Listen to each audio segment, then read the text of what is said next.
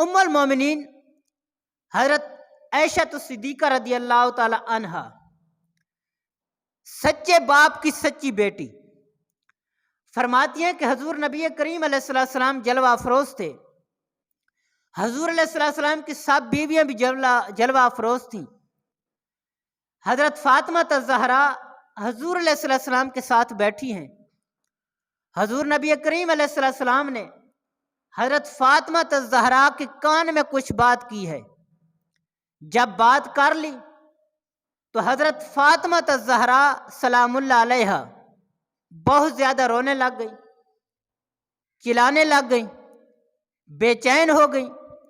तो जब हजूर नबी करीम अलैहिस्सलाम ने हजरत फातिमा ज़हरा को देखा कि ये बहुत ज्यादा रो रही हैं, बहुत ज्यादा चिल्ला रही हैं, तो फिर कोई बात हजरत फातिमा ज़हरा के कान में की।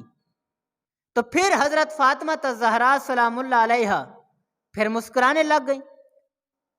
सारी हजूर नबी करीम अलैहिस्सलाम की बीवियां थी, वो हैरान थी कि कौन सी बात ऐसी है, पहले की है तो रोने लगी हैं, दोबारा जब कान में बात की है तो फिर मुस्कुराने लग गई हैं।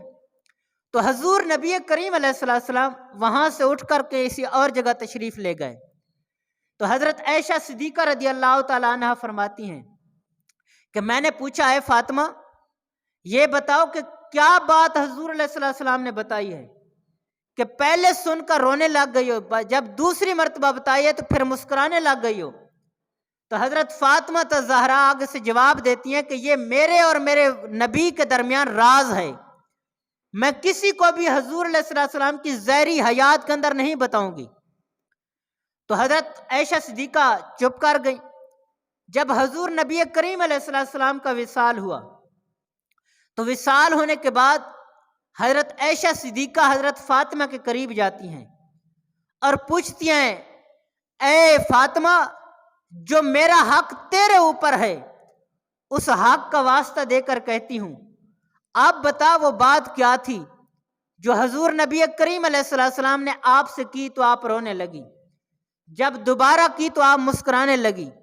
तो हजरत फातिमा ज़हरा रदी अल्लाह ताला अन्हा अर्ज करती हैं, अम्मा हुजूर, बात ये थी कि हबीब करीम सल्लल्लाहु ताला अलैहि वसल्लम ने फरमाया, ऐ बेटी मेरा वक्त करीब आ गया है, अब मैं दुनिया से जाने वाला हूं।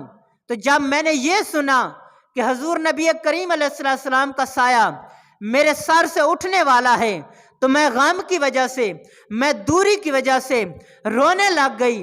तो हजूर नबी करीम अलैहिस्सलाम ने फिर दोबारा मेरे कान में फरमाया, बेटी परेशान ना हो, जो मेरे जाने के बाद मुझसे दोबारा मिलने के लिए जो शख्सियत सबसे पहले आएगी वो तुम ही होगी, मेरी आल में से तुमसे पहले कोई भी मुझसे आकर मिलेगा नहीं। तो मैं उस वक्त मुस्कुराने लग गई। तो ये थी मोहब्बत अपने बाप की अपनी बेटी से, और बेटी की मोहब्बत थी बाप से।